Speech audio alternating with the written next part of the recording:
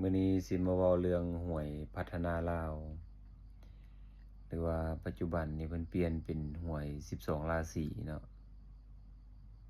สมัยแต่กี้ล่ะออกอาทิตย์หนึ่ง2เทื่อ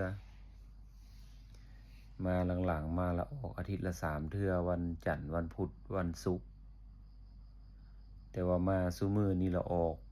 ซุมื้อเลยมาซุมื้อนี้นะปัจจุบันนี้ออกซุมื้อเลยแม่นอยู่เป็นการสิงโชคหรือว่าเสี่ยงโชคเนาะแต่ว่าสำหรับข้อยคิดว่าเป็นการมั่วเมาเกินไปบ่ออกทีปานนั้น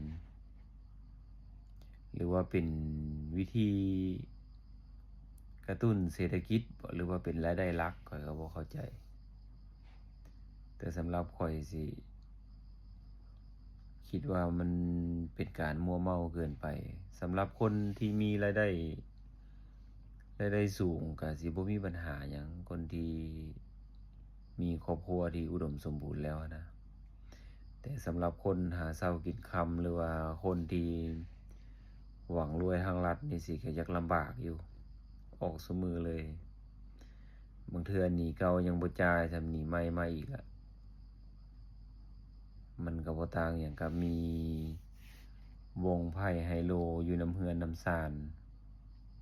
อยู่นำบ้านนำเมืองคันสิว่าก็ได้แต่ขนาดวงไฮโลวงไพ่เพิ่นก็ยังไล่จับเนาะเพียงแต่ว่าอันนี้มันก็เป็นการพนันคือกันนั่นแหละแต่ว่ามันถูกกฎหมายคันสิว่าก็ได้และอีกอย่างก็บ่ได้จำกัดคนซื้ออีกบ่ได้จำกัดว่ารายได้เจ้าส่ำนั้นส่ำนี้แล้วซื้อได้ซื้อบ่ได้อะนะอันนี้คือบ่ได้จำกัดเลยว่าอายุจักปีรายได้หลายปานใดต่อเดือนต่อปีสามารถซื้อได้เบิดเลยแต่คันผู้ที่ว่ามักซื้อสิมีเรือนก็เบิดเรือนมีศาลก็เบิดศาลแท้มีไร่มีนามีรถมีรางก็แม่นหมดผู้มักซื้ออันนี้บ่ได้เว้าถึงผู้ที่เขาเจ้ามีรายได้สูงผู้ที่เขาเจ้าบ่เดือดร้อนอะนะ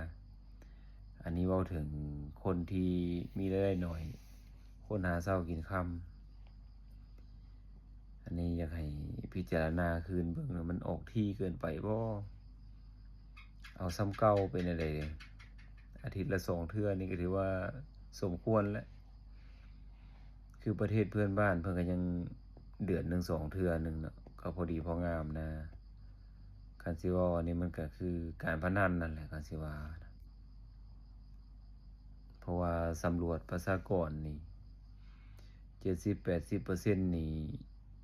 ชาวนากับกรรมกรบัดเลขบัดหวยว่าออกซุมื้อเลยมันบ่ตรงกันบ่อะนะลักษณะมันน่าจะบ่เข้ากัน